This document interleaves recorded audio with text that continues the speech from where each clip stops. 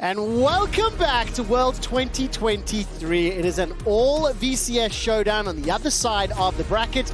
And right now for our last best of three, it's EMEA's BDS facing down potentially two PCS squads.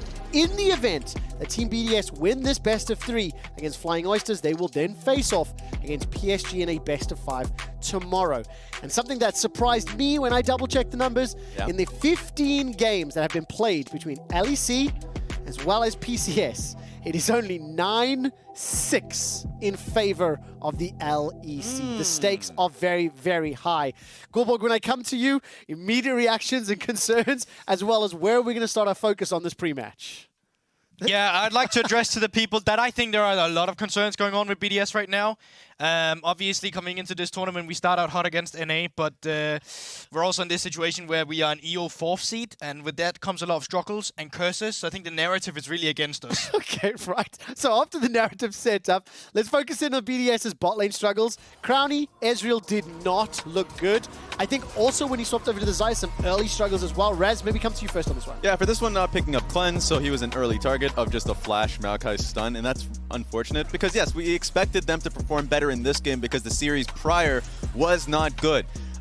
So that is, to me, a little weird, just because I came into this tournament knowing that Crownshot is an incredible player, that they generally want to play around him in front-to-back team fighting, but with the inconsistencies, it's just been weird to see. That might be the problem with Crownshot. It's Crownie that's playing on the Rift. Yeah, it's a different guy. Right? Yeah. You're thinking of someone completely different. But I also, to be serious, think that they just haven't won almost a single laning phase, and most of the time either they will lose. They lost 2 laning phases against DFM despite winning that series, but also they often default into not we're going to beat you in lane to we're going to survive the lane. And I think the most obvious one has obviously been Crownie's Ezreal that a lot of people out there are already quite tired of, and they should be too. But I also think there's too many times where we will default to a Braum where it's not into a Nautilus but into an Alistar, which is still very playable for the Alistar, and we don't have the same playmaking potential where Labrov is at his best. The Rakan is his best champion. It's the playmaking that we want to see from them. So obviously the champion pool has one impact on it, but then I also think the playstyle and the decision making. I want to put some numbers to something you just said, Goldborg, because let's actually take a look at the goal difference at 14 for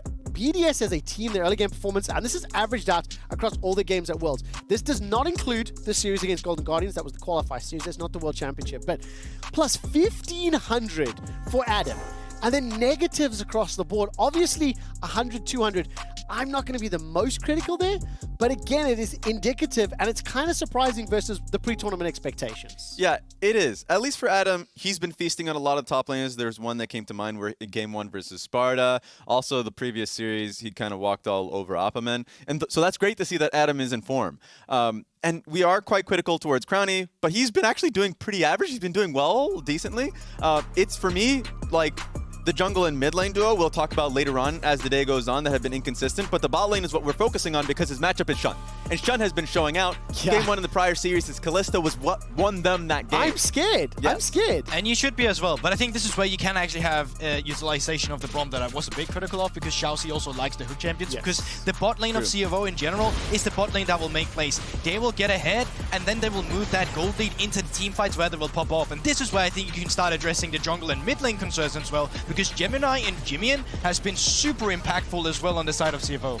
Yes, JimieN has been a shock for me, and a lot of people who've watched him play in North America, getting back to PCS, and he's been performing, and that quadra kill that he had on Jayce was exceptional. And right, Sheo came into this tournament, destroyed River, and so I had high hopes for him, but then has been having really poor showings. His mid lane jungle, like 2v2s, especially on the top side of the map, have just been falling flat.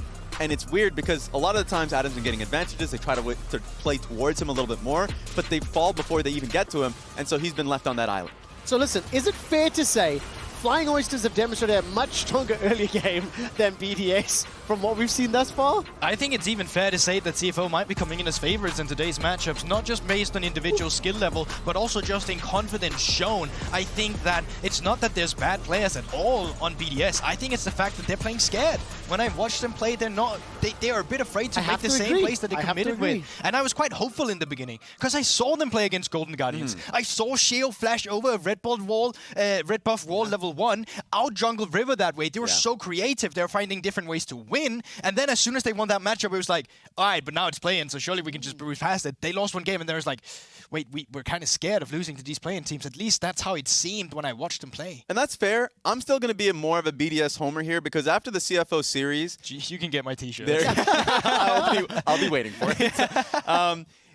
The problem that I have with CFO is that their mid game is pretty hard to watch. Like, that was a beautiful play on the Gnar and Orianna kills that they got that won them that team fight, but that was just them A-ramming for quite some time because they were not willing to play through side lanes, and that's something that I know BDS will play around. So I think BDS, early game, sure, a little bit questionable. Their mid game is going to be what wins them this series for me. Okay, so we've talked about the strengths and the weaknesses of each respective team. Now I want to know, what do you anticipate happening? Coming into the series, Flying Oysters won the coin toss. They got to pick side selection, so they will be on the blue side. Knowing that they're going to have the potential to first pick something in draft, also potentially allowing BDS counter pick. We've discussed what we want to see from Crownie. I think I want to see him performing better, playing to the level that we know that he can. We want to see Sheo having the impact that he did against Golden Guardians. What do you want to see from Flying Oysters or BDS, especially when we're in the draft, especially when we're in game one? I think it's a good adaptation for CFO, knowing what BDS has already struggled with. Red side is often that counter pick side you pick just because you get to have a stronger side for your solo lane, and that's great for Adam. But the problem is BDS haven't actually been very good at utilizing counter picks on red side. So having blue side, you just get to get some of the priority picks. You can ban away the Orianna. You know the standard control mages will come through from Nuke, and then you can just kind of pick whatever you want that's still strong at the other side. You want to pick an AP jungle in the beginning, like a Maokai? Cool, we have JimieN and Jayce coming through, and we're happy with playing that. Then we have the priority picks. Yeah, the priority picks for me, I think Xayah is going to be first picked here from CFO. And while people may not be a fan of it, if you see a good Ezreal, like a solid Ezreal game, you'll be happy to see it. I think we'll see an Ezreal counter pick into it, and I think that's the correct choice. So I'm interested to see. Okay, I hope then we it comes don't down go... to execution and performance. I need a very quick winner and scoreline from each of you. Raz. 2-0, I give it to BDS. Wow. 2-1 CFO. 2-1 CFO. Before we send it to casters, let's hear what Crownie himself had to say after the series yesterday. It feels good to be back on the winning side. I think we got a bit overconfident game 2 against Team Wales and then didn't adapt properly. And I even said in the interviews I didn't like how I was playing. I was playing a bit too passive like champions and in-game. So I was on a bit more agency today, which is what I liked. I think the GG win also had meaning, but this one helps to regain confidence after you have a bad series. You know, there's a lot of criticism coming your way. It can affect you mentally, and this kind of helped us find our identity again. It's going to be great, and I mean, Observer gets hooked, gets into the feathers and flashes away. Aria was there available. Oh, the roots come down! Crownie goes down, but he takes two with him in a 2v1. Crownie stands tall, and the rest of his team know they can go full tilt on that top side. I think to maintain our shape, we need to be very clear on exactly what we want to play. We need to stick to our identity that worked for us the whole year in LEC and not move like too far away from it. And other than that, we just need to be disciplined in game and not play like we did some of the games against Wales. I'd like to thank all the fans for their continued support. It's been amazing so far. Obviously, it's a first international tournament for most of us, but to see all the support like really means a lot. So I would just like to thank everyone.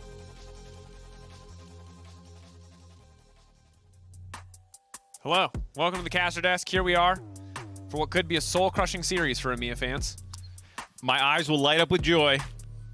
That's rude. I'm honestly kidding. I don't care. I mean, okay, all right. I don't care. This is a weird vibe to start the series with. Anyway, it's CFO versus BDS. Is it weird to say that your soul's going to be crushed if one team loses, and I'll say I'm elated if one team wins? No, I guess we're both kind of different sides. Maybe overly invested. Here we are.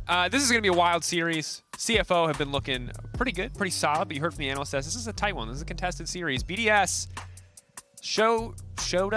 have shown us, let's try that grammatically, an incredible series. Showed us an incredible series.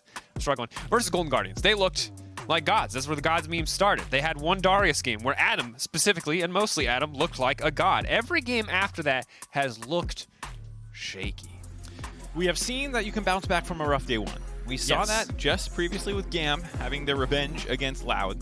And here, I will say that they looked better yesterday. I think there are still some concerns for BDS fans with regards to how proactive they are when they get ahead. I think they were happy to just win yesterday. And my thing is, that version of BDS, the BDS that sits quietly, comfortably in scales, is fine. That's a BDS that won Spring for the most part. They were great at team fighting. Adam absorbed pressure. Crownie and Nuke carried team fights. That's what they were so good at. But the problem is, as we get further and further into the tournament, the amount of teams who will let you get away with that is lower and lower and lower. And so I think for EMEA fans, for BDS fans, LEC fans, they want to see more than sit back and scale or pray to God that Adam does Adam things. And, you know, you can maybe have that prayer answered in Swiss stage. Because I think you can, if you're playing well, get away with it against what looks like their path forward to Swiss stage from here. The fact that you are going up against CFO, and then if you win this, you're going up against, I almost said GAM, not GAM. PSG Talons. Yep. Both those teams from the PCS region tend to play a little bit slower, and if you're willing to just take scaling opportunities, you might be able to match them in that. So I don't think that BDS needs to try and reinvent the wheel here and really go too far outside their comfort zone. I think it's just about playing a little bit better within it. Certainly.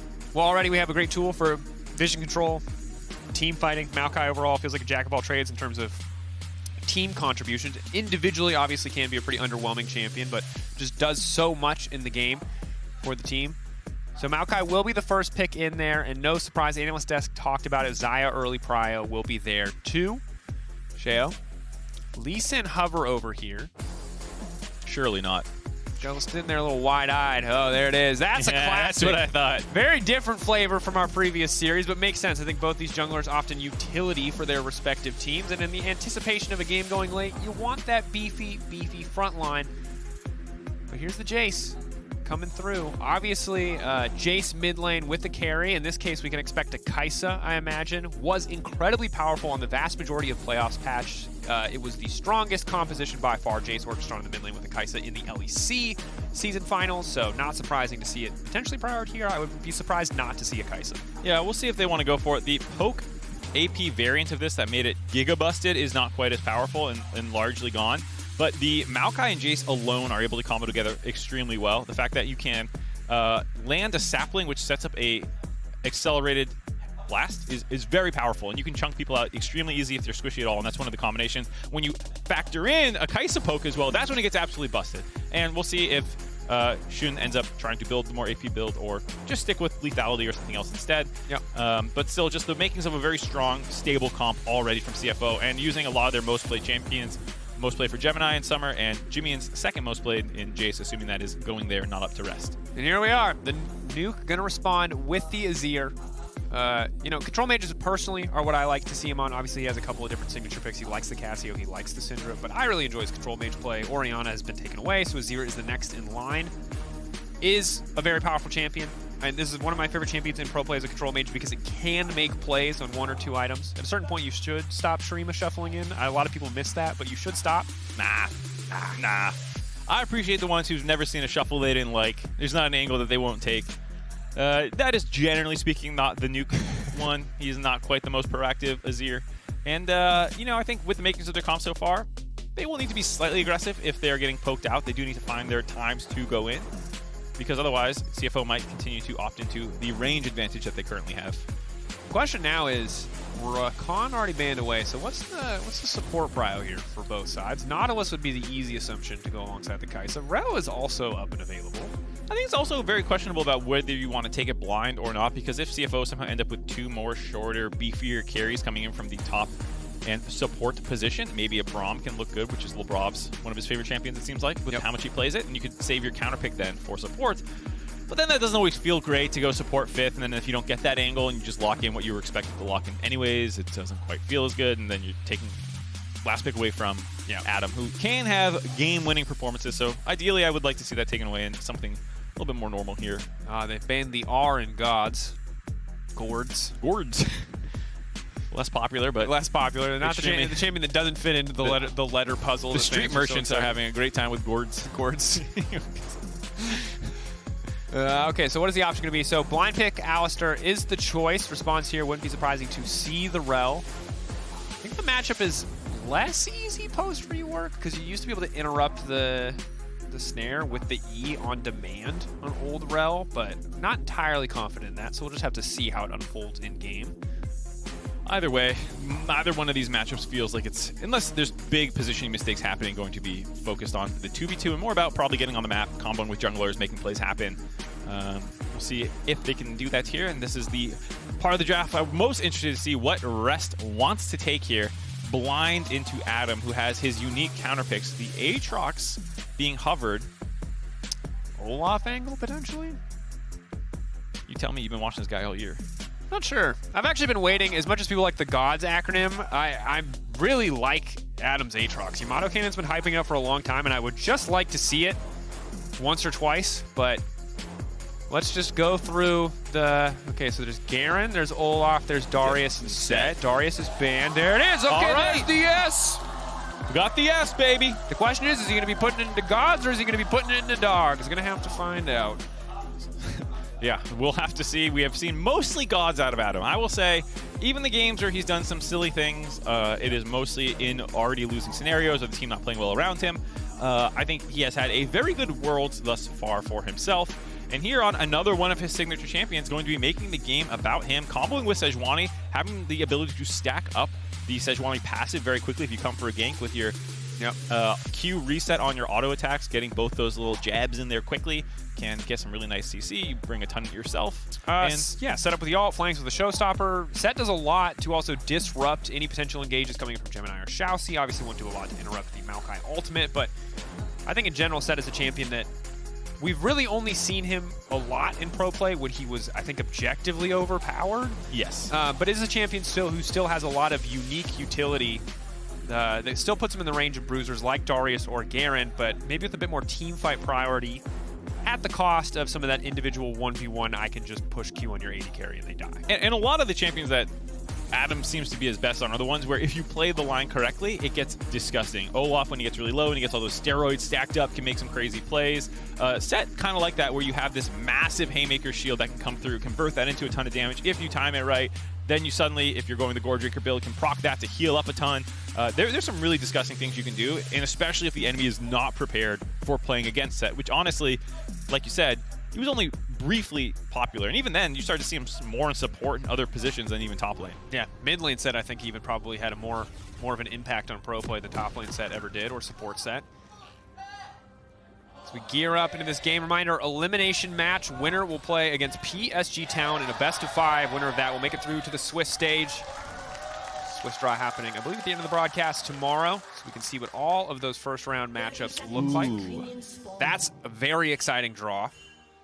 Yes. No more groups of death, just a lot of scary teams and a high chance that you'll get drawn into one of them coming out of play-ins. Yeah, Pool 1 will draw from Pool 4, Pool 2 will draw against Pool 3, and the only limitation being you cannot play against your own region. So quite a bit of opportunities for some spicy matchups early on if LNG somehow ends up against Genji or something. Who knows? Actually, they're not Pool 4, are they?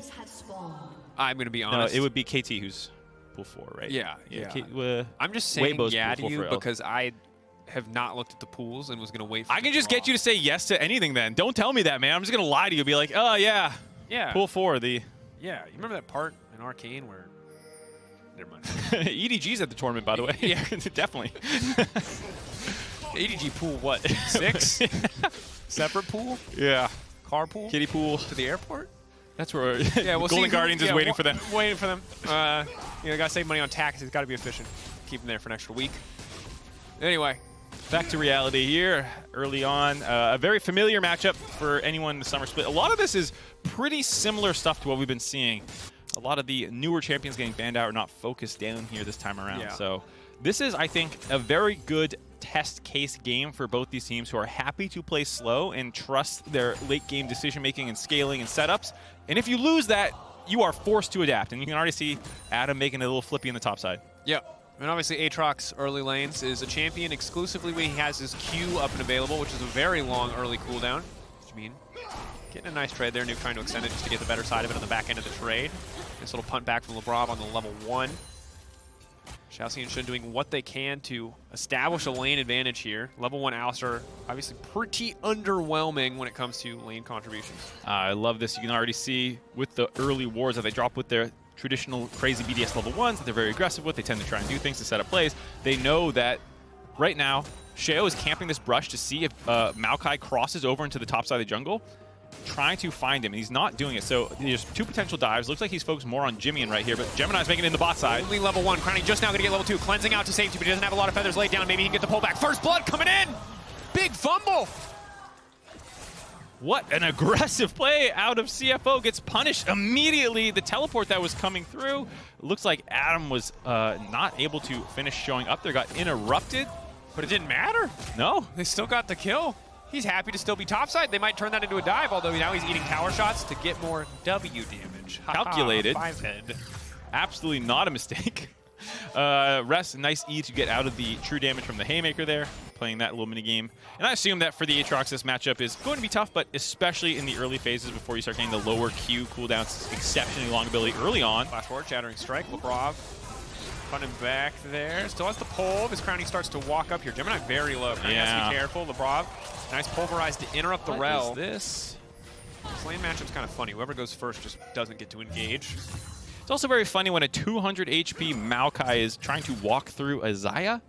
Yeah, that is questionable decision making there, and I think BDS has done a good job reacting to the shenanigans thus far. I mean, this is important, again, because you know, BDS came out swinging in game one in the previous series, but need to see that same level of consistency. And not surprising to see potential nerves on the stage. Don't want to make any assumptions about players' emotional state, but this is a high-stakes game. It would be totally reasonable for there to be some, you know, some stress, some anxiety about this series. Well, I also think there's a degree of game planning around this. Crownie died early on in the previous series yesterday. They were able to make plays against him, and I think they were maybe saying, CFO looking at that series saying, hey, maybe if we do some tricky timings on ganks or dives happen, maybe we can get Crownie. The idea that they tried to get the kill before they hit level 2 on that bot play made some level of sense, but of course it's very easy to hit level 2. They managed to do that. And then the repeat gank, because he's low, you're thinking, hey, maybe if they are not paying attention, this will work. But unfortunately, I think Labrov has done a good job so far in the early lane phases of interrupting any attempts to jump on top of him. Certainly has. You see Maokai on the top side of the map, Gemini just shadowing Rest in the event that Sheo shows his face topside. Adam going to be forced to catch that massive wave. Rest having the luxury to back whenever he wants to. Again, early levels, very important for Aatrox just for Q cooldown, and Adam hasn't been able to spend any gold that he accrued. We take a look back at this. Talk about what went wrong here. Level 2 timing, insane from BDS. Yeah, just the first minion, so there was a very, very tight window to try and get in there before that happened. I think the Q of Aatrox interrupted that Adam teleport, but like you said, didn't need it. Very early on, turrets do a lot of damage, and you are not that tanky, so CFO instantly get punished there. And nice for Crownie to be the one to pick up the kill on the tail end of that as well. So he's going to be quickly accelerated into his Noon Quiver and make last hitting a breeze. Yeah, doubly important because you can see an early serrated dirt coming out from Kaisa, which means we very much expect the lethality build. Usually Umbral Glaive into the Duskblade, which is very strong. 1 to 2 item spike. Not going to offer as much scaling damage output, and certainly not any magic damage output, which could be a concern as we get later into the game. That said, early on, you ult in, you push Q, they can't do anything about it, they die. Yeah, I also have Red Smite for Gemini here. So they get a little bit of magic damage, you know, a little bit burn. Didn't go the first strike build, going instead for Phase Rush, which I think is technically the correct thing, but I am a big first strike enjoyer. Well, he also went, you know, he went Cloth early on. So I'm like, as you said, early boost 2, are you going tank? I feel like if your AD is going to go lethality and your mid laner is also going to go lethality, this could have been a great Demonic Embrace game. We'll see where he wants to take it. Flash in, immediately going to go for the punt, immediately going to go for the knockback, the alley-oop, the quick flash out from Shunn. Flash for flash traded at the end of the day, Labrov's for Shunn's. Yeah, still a nice chunk out though, putting Shunn in the back foot, having to burn through the single pot that he had, still not going to take him up to full, and also giving Prio now for BDS to start this Dragon, something they're absolutely huge fans of. Dragon stacking is their bread and butter for their early game plan. Yeah. Go for these objectives, set up for these fights. Out-executed the vast majority of teams in the LEC when it came to fights in spring. That's how they got a lot of their wins. Built comps to fight, fought better. Made it work for themselves. There's a Hex Flash over the wall from Labrov. Allows him to cancel. No, not quite. He's got no summoners left, so they're just going to walk past each other. Or no spells, rather. Yeah, it was a clever idea, just couldn't get it done in time. And so far for Rest, I gotta say, doing okay in the top side despite some of these struggles in the early levels. Now hitting level 7, has his boots too to try and keep the distance from Sett. Play a little bit more of the tippers that you're trying to land on those. Yeah. And, you know, I'm not entirely confident in how this matchup goes in terms of the individual dynamics, even if we understand the champions pretty well. But obviously, the later you go as Aatrox, the more you're going to be able to ignore a lot of what Sett wants to do. So much of that is going to be the Haymaker, which means it's hard for you to all in, because if you Q3 when he's got W up, it's going to feel very, very bad. But at the same time, what is Sett going to do to you? So they're both just kind of staring each other down, pushing waves in, trying to play for as much tempo as they can. Uh-oh. ShiauC. Caught out here. Gonna be the walk-up coming through. The stun gonna connect coming in. Nuke is there as well. He's gonna slide and he's gonna glide. He's not quite gonna get it done, but the ignite is ticking. That means a quick kill over Sheo. Does also mean that Shunn is cut off on the bot side here, as the rest of the team is going to just continue running down on the tail end of that play. Trapped under turret, no teleports available. Shunn, Cleanse coming out a little bit early here. Feathers fly, Feathers come right back. Trying to pick up another kill, donated by jungle support in mid as Adam to the top wave. No counter punch yet on the Herald coming through. Gemini bot side, but a little bit late. Nothing really here for him. JimieN's going to try to get the wave in. It will only deny a couple creeps and potentially a plate to nuke, so still a massive play in favor of BDS. Gotta say, this is basically the perfect dream start that you could have for BDS, where you counter out all of the punches out of CFO. Labrov is making moves on the map, being very proactive, comboing with Sheo. Nuke's moving around. They're very, very good right now. They have a 3-kill advantage here, and just heads up on knowing that ShiauC is going to try and roam mid here, camping him, getting him ready to go. The fact that you have the early escape there, and then during that time, you don't really see it on the mini-map only, is that Adam was messing with JimieN. So they are doing very, very proactive plays early on out of BDS here. Yeah.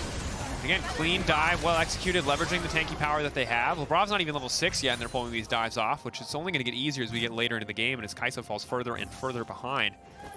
Across the board, you know, flashbacks to a stronger, earlier version of BDS. While people are really hyped on the Adam train right now, it's important to note that a lot of his games weren't flashy. A lot of what made Adam good was the amount of pressure he absorbed or his willingness to sacrifice himself. It wasn't being 6-0 on Darius or Wampa stomping his individual 1v1 matchup. Like, that is obviously something that he can do, and people like that part of him a lot. I get why.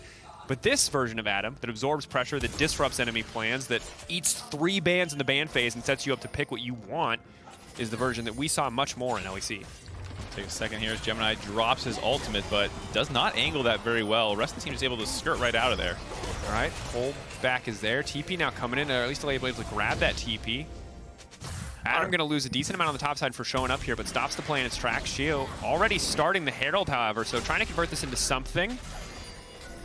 Yeah, they saw a number of resources, so even though Adam ends up going down to the bot side of the map, Gemini is on the top, meaning that you still have roughly even numbers, and the rest of BDS is just going to continue getting escorted out of the bot river into mid lane to make this play happen. Yeah.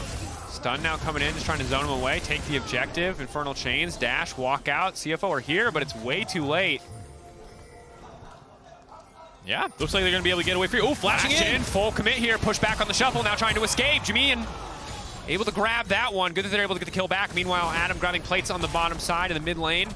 No action coming through quite yet, so CFO get a bit of a counter punch, but BDS still wildly ahead in gold. Yeah, a little bit of greed there by BDS to finish off that Rift Herald and try and escape that way, but at the end of the day, you're still very happy to grab the Rift Herald, and Adam is just alone this entire time, grabbing 2 turret plates for himself, clearing these minion waves out, up to a 2,000 gold advantage. Oof. And the rest of the team just being so proactive on the map and doing such a good job of flowing between plays, where you find a pick in the jungle that goes bot lane, you escape from bot lane to go mid to then try and escort this Rift Herald. Adam TP's down bot, he stays there. Adaptive lane assignments, taking objectives, leveraging pressure across the board. This flexibility, fantastic to see, because again, yesterday, while they were ahead, it was slow, it was controlled, but it certainly wasn't this imposing in the early game, and this version of BDS is a sight for sore eyes. Yeah, I'm very happy to see this for them. I also, while Adam does a lot of shenanigans, and it's really cool like you were saying, and I often like when Sheo is not drawn too far into those shenanigans where it becomes a bit of a black hole in the top lane and all you can really do is try and cover Adam if it's not going well, or make dives happen and you ignore the rest of the map. I like when he is unlocked a little bit to make his own plays, because I do think he does combo decently with Labrov at certain points in time and has tricky pathing and playmaking, and here he has been kind of unlocked while Adam is on largely weak side. There was that one dive they were considering up in the top side here. For the most part, it's been about what he wants to do on the map based off what he's seeing, and has accrued also a CS advantage for himself in the jungle.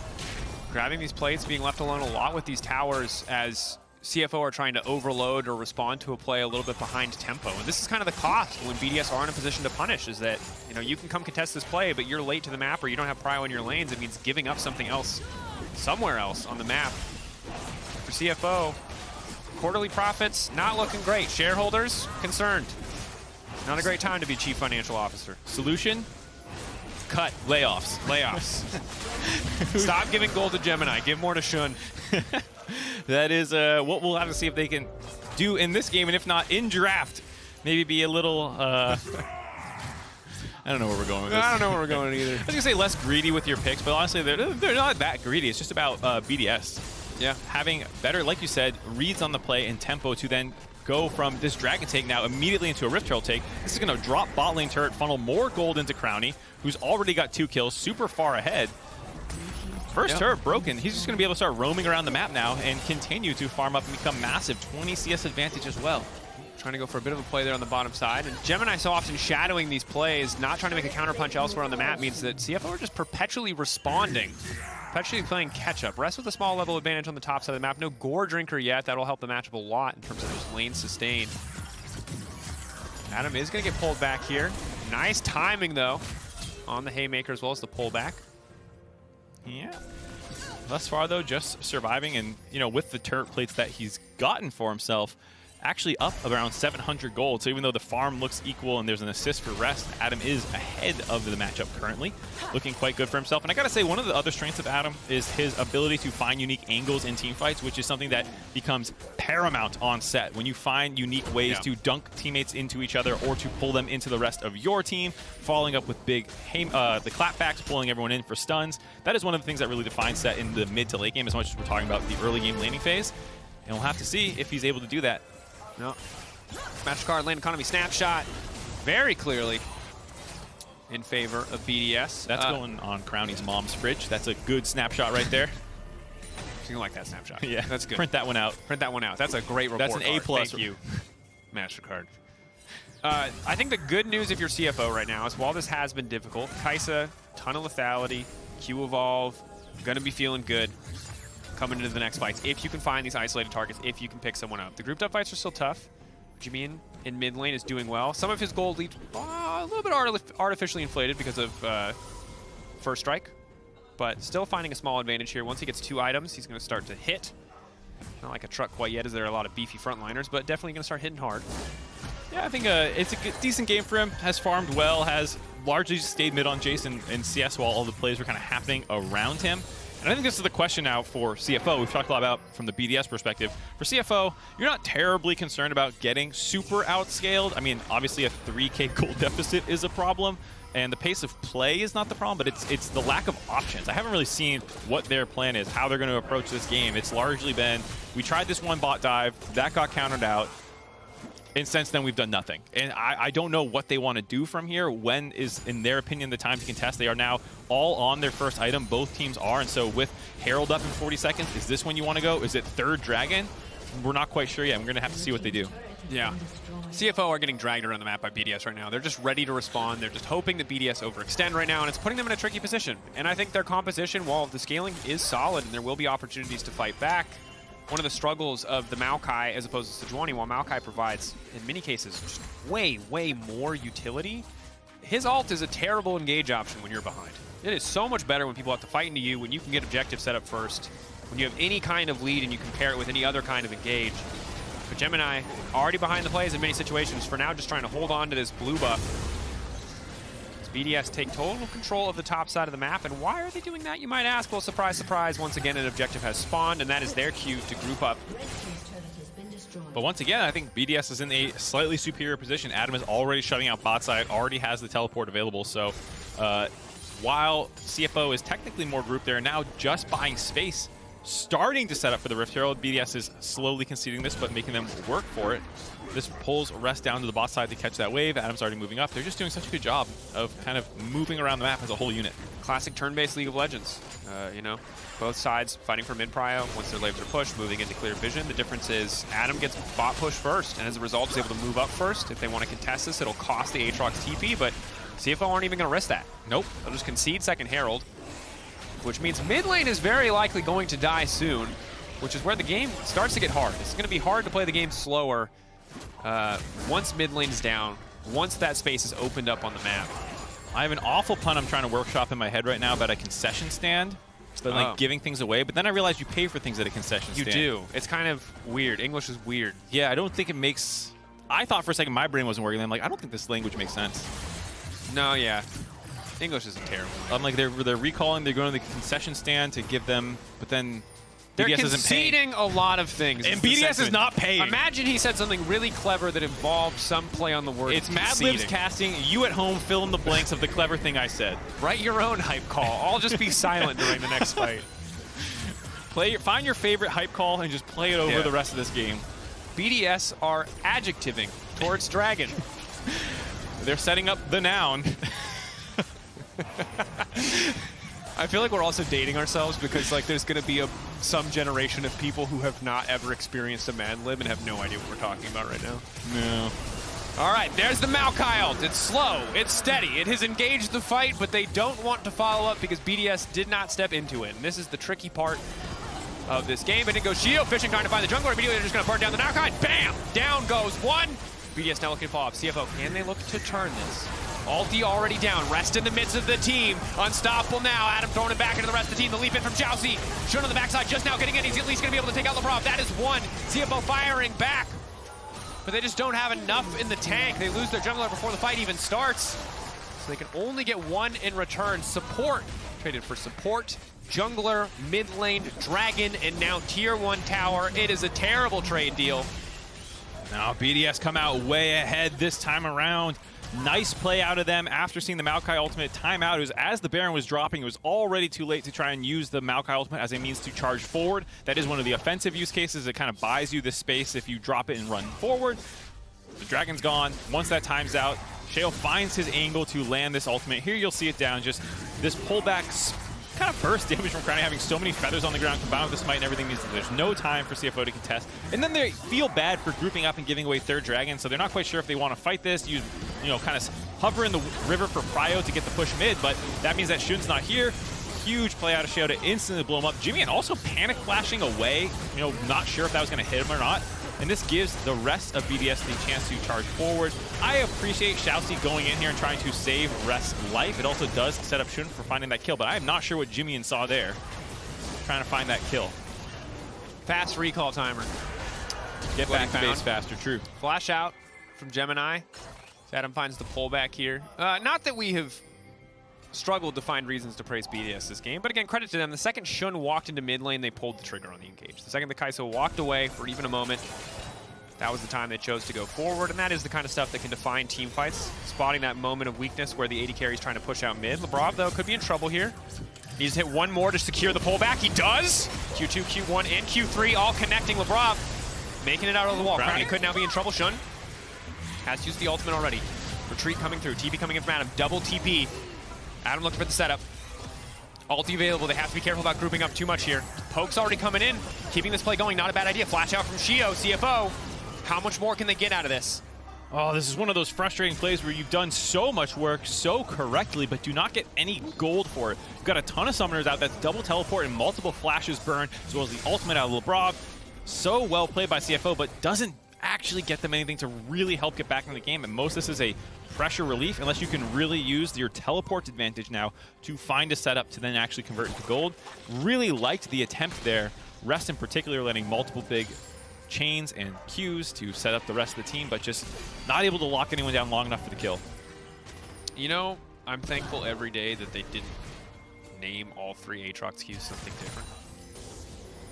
I don't even know the name of the actual ability. It's a Darkened Blade Smash. Yeah, that's right. Do you know Felios has a unique ability names for every single one? Yes, of I his do. I do know that. You know how many of them I know? None of them. Correct. As you should. It's too much. The Darkened Blade is cute. You know what? I was You should have stuck with the sarcastically Darkened very Blade close. Smash. Yeah, no. I threw Smash on the end as a joke because I was like, "There's no way it's just Darkened Blade." And you know what? It's the Darkened Blade. Shame on me. You need a name that encompasses all of the different actions he does with the blade. He sweeps, he flips, he pokes, prods. It's a very all-encompassing skill. I just call it Marth techniques. F smash, tipper, down tilt. Actually, I haven't appreciated enough how we've been calling it the tipper is actually. It's strictly a Marth term in my head. Yeah, it is strictly a Marth term, but it's also sick. Any Smash League overlap we can get is dope. As long as it's not Minecraft Steve, I'm happy. I'll look for more crossovers. I don't know how successful I'll be. Yeah. Sheo, walking up. Nothing gonna happen. It's a bunch of beefy bros hanging out, hitting each other once or twice and walking away. Bunch of beefcakes hanging out in a river. Yeah. We've all been there. It's a fight club. Yeah, for sure. Just ripped, just turbo-jacked.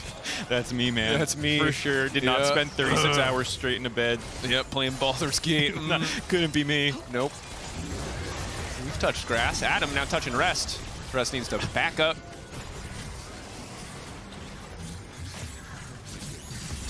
Again, prodding with the Q here. CFO getting a lot of work done. Stop laughing, Mark. Labrov going to be forced to ult early once again. A little bit caught out of position here. Rest ulting potentially prematurely. 2 seconds till the objective spawns. Labrov getting pulled back now. Having ult for the fight is big. This is a decent angle for CFO. A lot of poke landed. This is exactly what we're talking about when you're able to get the position with this composition. Fantastic setup. Shunn getting the ult out early. Crownie forced to flash into safety. Easy Drake pickup. This is the patience. This is the discipline we wanted to see from CFO. Finding their angles. And in goes ShiauC. But no one's there. But the shot blast! He finds the angle. JimieN taking out the carry. The Dragon was already guaranteed, but getting the shutdown on Crownie as well is massive for CFO. BDS, do they have a response? I thought ShiauC lost his mind when he went in there. Shunn had already ulted. I was wondering where the follow-up was coming, and it was from downtown. JimieN landing that snipe, finding that kill, stopping soul point from BDS. If there was one fight they needed to win this game so far, this was it, and when it mattered most, CFO has done it. And this makes a little string of plays now where CFO has come out ahead. There was that fight where they forced all those summoners earlier. This time around, getting in here, forcing out Labrov early, one of the main frontline members, getting Crownie's flash and ultimate out there, because otherwise you would have been hit by the Maokai ultimate that was coming in. And then here, on the same page with the rest of the team, that coordination you love to see with a composition like this, setting up the Jayce for the free shock blast, landing that one was huge. Yeah, massive gold injection on now only a 2K difference between the teams. Still have to be careful, have to be disciplined here. Labrov caught out in that exchange. Caught out twice now over the last few exchanges. Rest involved in both. Really has his number. I think Rest is like low-key kind of winning them the game with this Aatrox play. I mean, the Infernal Chains have been good. He's been connecting the Qs necessary to hit confirm that ability, and yeah, it's solid. Yes, again here, Labrov forced low, tries to go in, Rest interrupts a headbutt pulse combo, forces the ult out, and once again, BDS are having to back off these kind of grouped up situations where the poke composition's coming out way ahead. And when we talk about this composition, we did expect maybe more of an AP Xayah, but the strength of Jayce and Xayah poke is there. It is real. We'll be a little bit strong once the Nashers come through, just so there's some AP there available for the Xayah, but CFO, if they can keep it slow, if they can play it slow, find these little picks, find these little opportunities, take BDS to half health before a fight starts, they can certainly take a lot of these exchanges. But BDS have not spotted this vision. Have opted to just full try to commit to this play and this objective.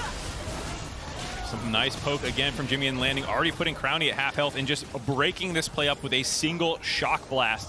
BDS forced back, like you said, trying to catch them on recall timers. They don't hate the idea, but the vision clear, not quite there.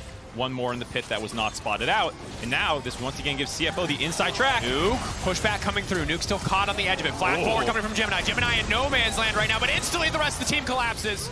Shunn coming in. JimieN gonna grab the kill. Rest in the midst of everybody. They need to burn through the Aatrox before he can heal. The stun now coming in. The follow-up is there. Rest not gonna make it over the wall with the flash. Gets pulled back. Turns it into the fail flash. BDS coming out on top. 2-for-1 trade. Jungle top. Traded for the mid laner of BDS. Looking like they want to force on the Baron now, given that there's no smite contest. It's still going to be a tough take to make, but maybe they can force them in and get some more kills out of CFO here. Shattering Strike just stunning. Low health bars, but again, Crownie 2.5 items. Shreds this objective, just needs a bit more time. Sejuani as well, just consistently proccing that E. JimieN waiting over the wall. Low mana too. Crownie getting lower. Shunn does a lot of damage, doesn't have a lot of mana. Adam instantly gonna go for the Haymaker, just trying to buy space for the rest of the team just to secure the Baron, and it pays off. The entire team distracted for a brief moment, and that's all they need to drop the Executioner's axe. It's a double for the Jayce, most certainly, with the Baron in favor of BDS. I love seeing this aggressive play out of BDS. This was one of the biggest complaints in their loss against Team Wales. Once their game plan had been disrupted in that first series, they backed off, they started to concede everything, and they seemed to have no reaction. But here, even though CFO started this fight very well, I actually even like kind of the 1-for-1 trade where Gemini is going to drop killing Nuke here. Maybe he can fall back and grab mid lane turret. Rest just feels himself a little bit too much, feeling like he can make this play. In the pullback, getting the panic flash, because he was against the wall, Adam repositioning him so he does not end up getting out there, gives them the space to just go ahead and force this Baron. Even though Crownie is getting poked, the team's not panicking, they're laser focused. Adam is just buying space, making sure that Crownie is free to hit the Baron until they finish that one off there. And now Crownie can refocus down the members of CFO. Well played overall. And credit to JimieN for they're able to grab the double on the back of that, but that is BDS willingly giving Adam's life, willingly throwing Labrov in there just to stop any potential of their carries going down or of the Baron getting stolen. The Baron getting stolen. Ooh, English today. Struggle. We're getting there. It's only been 30-something years of it. Yeah. Oof. We're getting older. This Baron buff also running out. Red Bull Baron power play not looking too juicy quite yet, as there were a lot of kills traded around that objective. Yeah, it's one of those ones where half your team ends up dying to secure it. It's not the cleanest Baron, but I think ultimately still the right call to force that down. You get the influx of gold, you get the objective off the map. Now you have map pressure, given that the dragon is spawning in 40 seconds. That will still be up during the time period that you have the Baron buff. So you get to corral CFO into their side of the map, start getting vision control down, and then fall back onto the dragon to try and take this one away. And Mountain Soul Is good. against a team that is mostly lethality or AD champions. It's very good, I would go so far as to say. It's not quite Ocean against Poke champions, but it is damn good. And CFO's life is only going to get harder here. They've done pretty well in the last few minutes to find these windows opportunities that they were pretty reticent to take earlier in the game, but it just might not be enough in the face of a Mountain Soul. No, I mean, especially with how many members can stack some form of resist. You already have your top side of the map, Labrov as well. That is, you know, mostly building supportive items, but there'll be some resist tacked onto those as well. And here we go. Soul is up and available for BDS. CFO waiting over the wall. BDS again can take their time a bit with this one, but they don't really have wave prio anywhere, so this isn't quite as commanding of a setup as they would like. This will just be a full-on 5v5, so you try to take it, JimieN. Oh, good poke. He is holding that ability for eyes on Crownie. There was a stun onto one of the frontline members. I think it was Sheo off of ShiauC's Q that I thought maybe he was going to hit, but he just waited. He's holding these until he sees Crownie somewhere and can begin to poke him out. He knows DPS is not the goal here. It's the importance of the damage landing on backline members mostly. Yeah, and that's why Crownie's going to back off and just focus on burning down the Gromp, get a bit more lifesteal.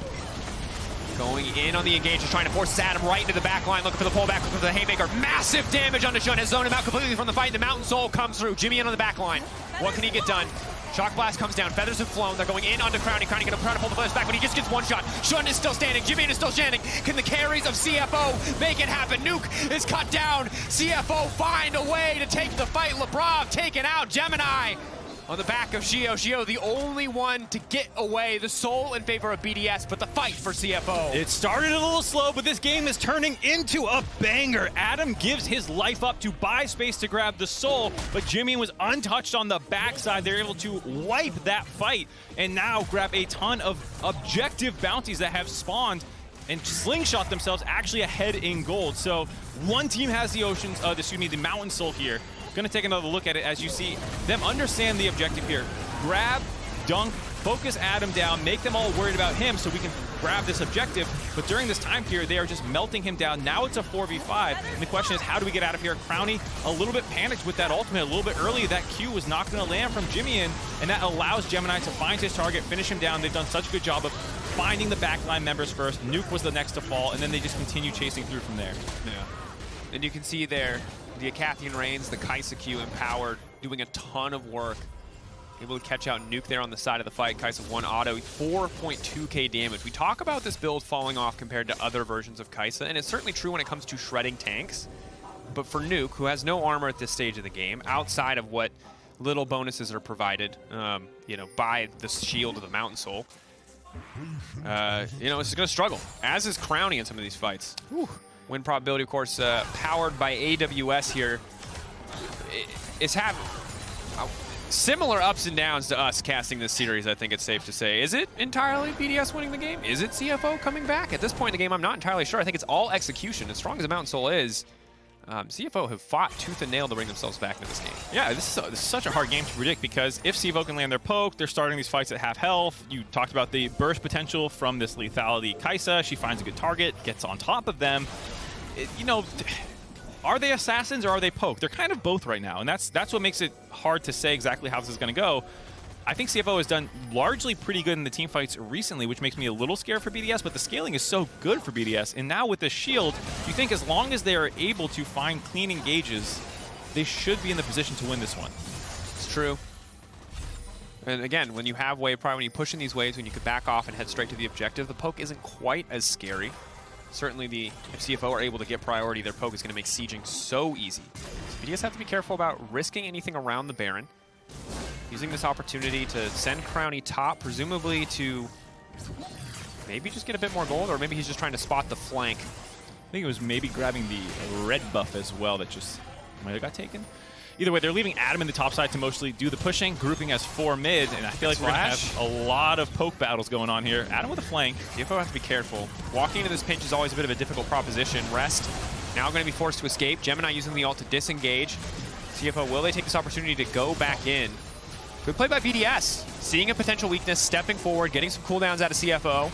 Not overcommitting to the play, not stepping too far into that choke point. I think you're seeing the power of the Mountain Soul starting to show up here. Sheo has taken Shock Blast after Shock Blast and just now hits 50% HP. And so the pressure for CFO to find the squishier members is becoming more and more important. Yeah. I think it is important to note, though, you highlighted it earlier, Jayce and Xayah both, if ever left alone. We get used to looking at Jayce as a poke champion in pro play, and I think that's certainly the easiest version of him. But if he finds a flank or an isolated carry, he one-taps Nuke or Crownie pretty effortlessly. That said, BDS just one-tapped the Baron, and CFO were not in a position to respond. Is this their time? Will they step forward now? BDS just need to back away, and this is what's tricky for CFO. So often it just feels like it's been too little too late when it comes to these engages. The poke continuing to land, but the Shock Blast doesn't connect, and I think the play has already fizzled. Sheo stepping forward just to make sure they body block, and now BDS want to turn, knowing that the entire team is split. Massive healing comes in for the Aatrox, but it's just not enough. Crownie finding the kill on the CFO top. Yeah, they gave up on the chase, and that is exactly when BDS turns that one around, finds the free kill on Rest, who was stepping too far forward. Shunn had already backed off more towards the mid lane, and BDS showing a nice level of control this game. First off, like you said, in terms of getting the Baron basically for free after trading a number of ults. And then here, the rest of the team, you can see, had already given up on the play. JimieN lands a ton of damage onto Crownie, but no one else is really around. If you had the ability to maybe jump on top of him, you could start trading out here, but the rest of the play had given up, or the rest of the team had given up on the play, excuse me. Yeah. And there's two things happening here in these fights that's cool to observe and also frustrating, I think, if you're a CFO fan. One is, you know, CFO not feeling full confidence to just pull the trigger on these small windows of opportunities. But also BDS, credit to them, after their loss, feel like they are playing so much more disciplined. They just back off. If there's not a reason for them to fight or they don't have an excellent angle, they just walk away. And CFO, once that Maokai ult's gone, ShiauC just has to give his life to force a play, and that's not a risk CFO are willing to take. I think there's a lot of learnings from this game, not to get too far ahead of it, because of course, while BDS is in a controlling position, we have seen CFO win some surprising fights already, but I think they are being punished a little bit for their lack of activity in the earlier portions of the game. Sheo now stepping in, Shunn untouched on the backside for now, trying to auto-attack, but he can only hit the front line. Crownie has to be careful about the thorns. He's going to get locked up. CFO now the ones to retreat, the ones to pull back, continuing to try to leverage their poke here. Rest stepping forward onto Adam. 2 Qs connecting, confirming the third. Shunn just executing him there. Solid advantage for CFO. They need to keep this going in their favor. Elder is up and available. BDS, do they feel confident enough to take it? Poke now coming in. Kites to W, won't connect. That's big. Cooldown very long at this stage. No Adam for 40 seconds. Doesn't have TP on Res either. ShiauC will be up in 10. We'll see if BDS want to force this one down. A little risky, but they're going for it. Focusing on burning it down. Labrov just throwing down the Ignite early. Immediately going to go in, finding 3 on the pole. Rest on the backside. Elder in favor of BDS. This is absolutely their fight. CFO need to pull a rabbit out of the hat. They need a miracle. But again, hesitation plaguing this team across the entire game. And on the flip side, BDS committing to the aggressive mentality now here in losers bracket. Labrov giving up his life there, getting the 3-man pulverized to buy space for Sheo to get that free smite. Gemini did get over the wall, but could not actually get it here. You know, like you were saying about ShiauC being the first one in, here's the danger of it. He gets melted if his engage has not actually landed on the damage dealers of BDS. Yeah. He gets exploded, but you see the danger of chasing a CFO team composition where anyone who gets caught out of position can kind of get exploded. Adam here is just vaguely split from the rest of the team, and Shunn and him just melt Adam completely down. And then this is the aggressiveness, though. Despite it being a 4v4, despite how risky this can be, Labrov trying to stop Gemini from getting in. He still gets into the pit, but this is such an improvement in the mentality of BDS than we had seen just a couple days ago, where they took everything so slow. Here, they are looking to actively win the game. Yep. Full committing to the play. Even if, you know, timing might not have been perfect, Gemini still found an angle in. They still secure the smite. At the end of the day, that's what's important. Sheo just dances on the tower. Hitting him with the question mark. He's got Warmogs now. Their damage does not matter. Their poke does not matter. And this is the nightmare of every poke composition, is a beefy tank with Warmogs who just gets to laugh in your face and emote. Adam isolated, so potentially an opportunity here, just getting the early flash out from him. But again, Sheo just continues to tank the tower. He's having a good old time. BDS stepping forward. They have the Elder, they have the Soul.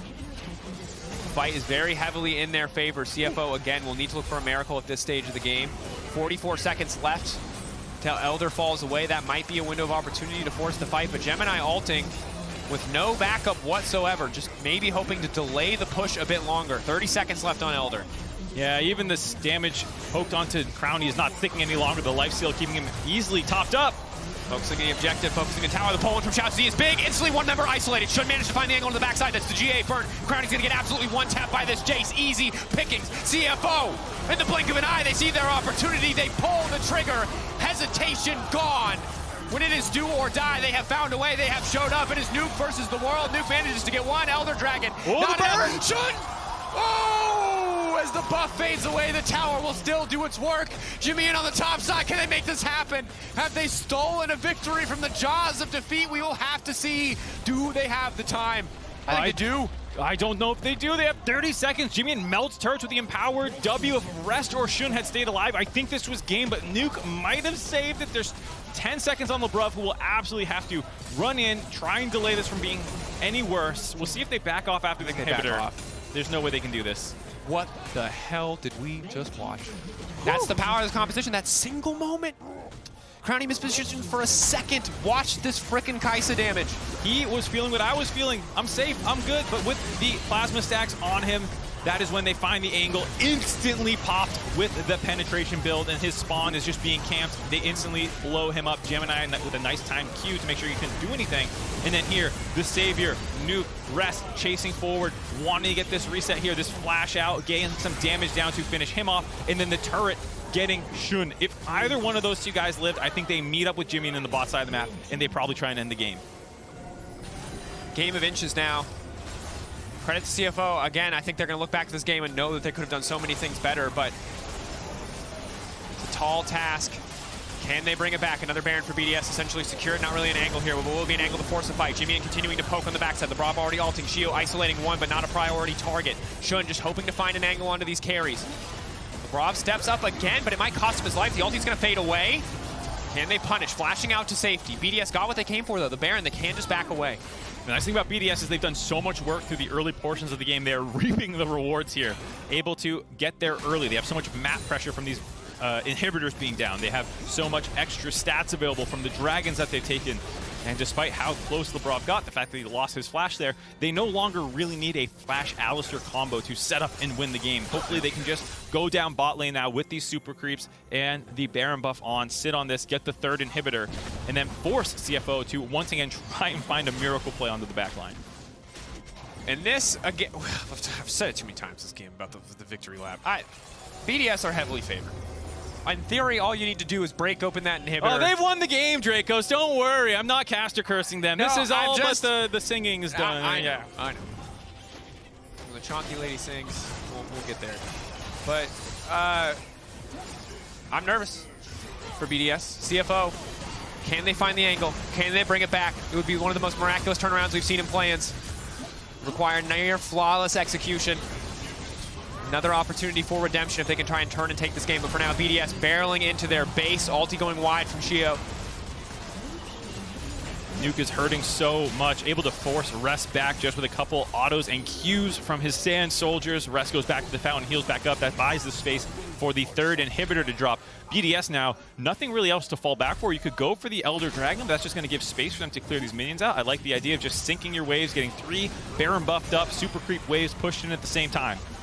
BDS walking forward. Need to keep it together. If they stay disciplined, this should just be their win, but they're trying to find an opportunity. Nuke blocked up for a brief moment, but there's no immediate fall. JimieN trying to look for the angle. ShiauC in, but it's too little. It is too late. The carries of BDS remain standing. JimieN will not be enough. The blade coming through, but at the end of the day, it is Crownie tearing through the entire team. Rest running for the hills, and BDS taking a commanding win in game 1, despite some hiccups on the journey.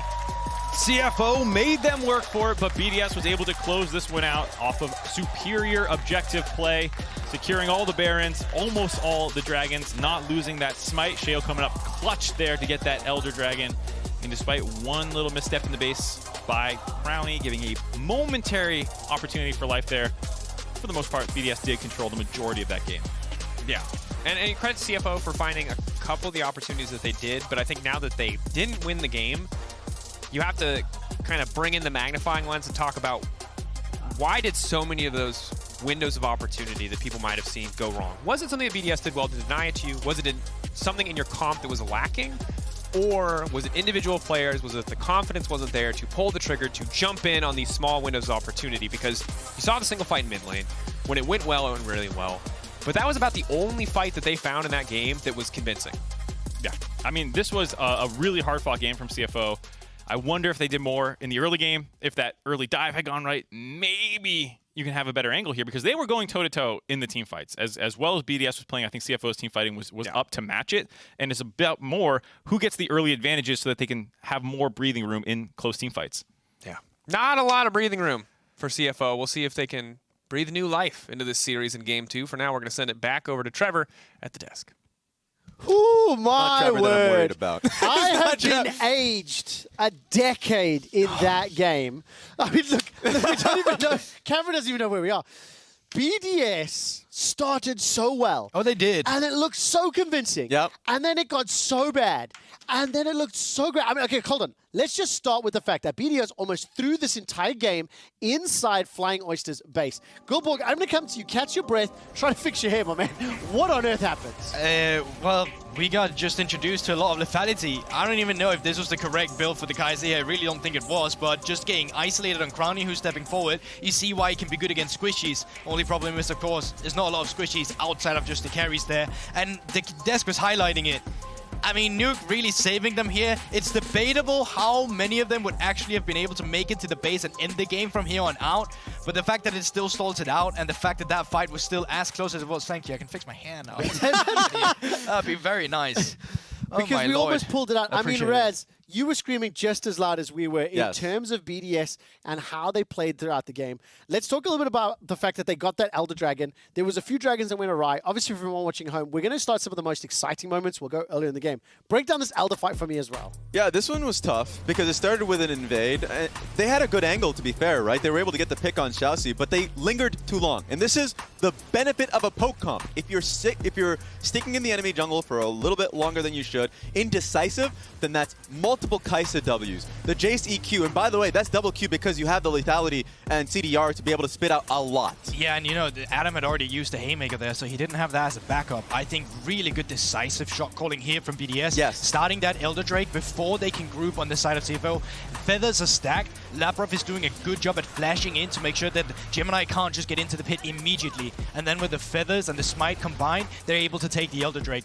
This, if that goes over to Gemini and you're playing against a Xayah Jayce poke-com, that might as well just be the game. These late game team fights are honestly mind-boggling. Yeah, and you could see how, you know, indecisive is the word, just because they have a lot of tools to engage, but they're always worried about, okay, but Crownie is getting hit by Shock Blast into Xayah W, which is respect to Shunn, because he's been landing a ton of them.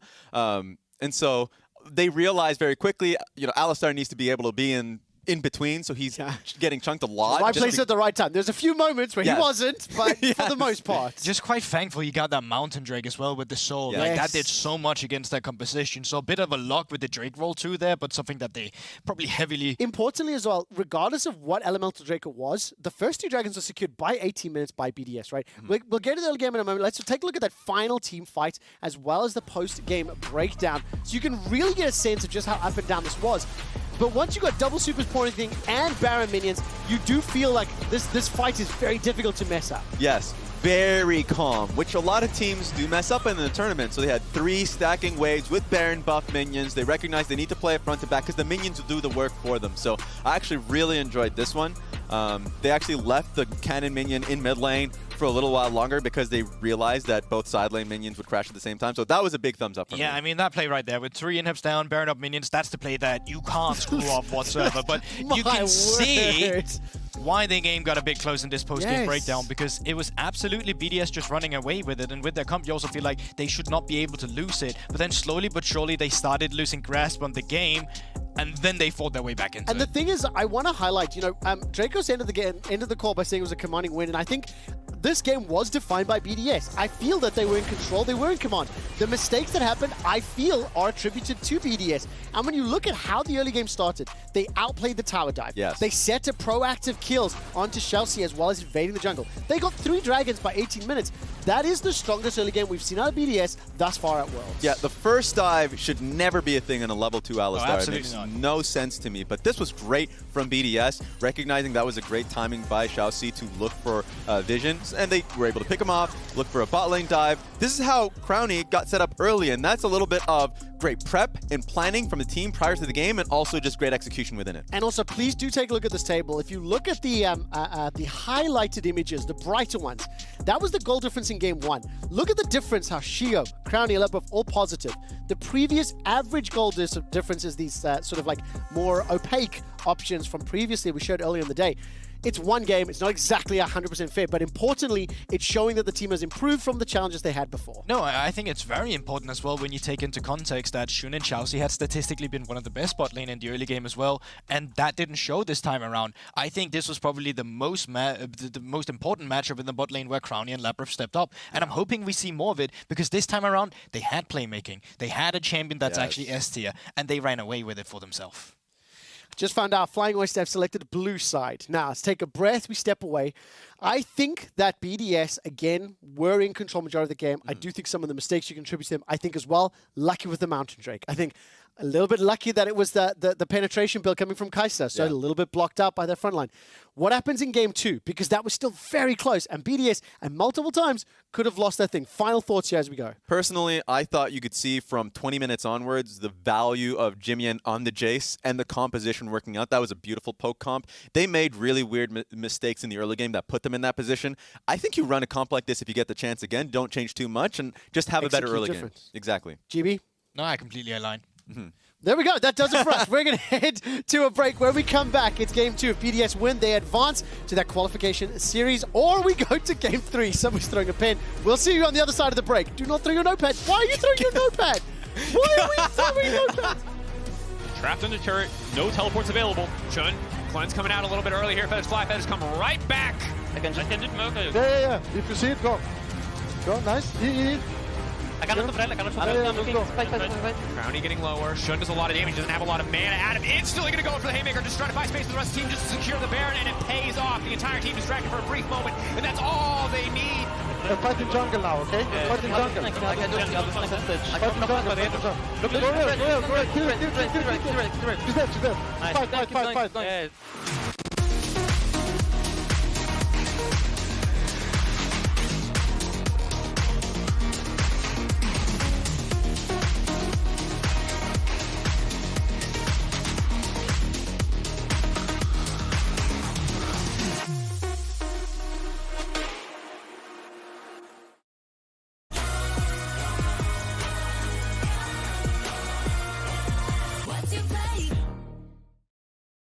Bringing in a new roommate to save money, is that the plan? Say hi to Glenn from work. Yeah, I think I have a much better plan. We switched to my plan from Verizon. That is a good plan. Glenn? Get my plan starting at just $25 when you bring your own phones. Plus, save when you add perks like the Disney Bundle. It's your Verizon.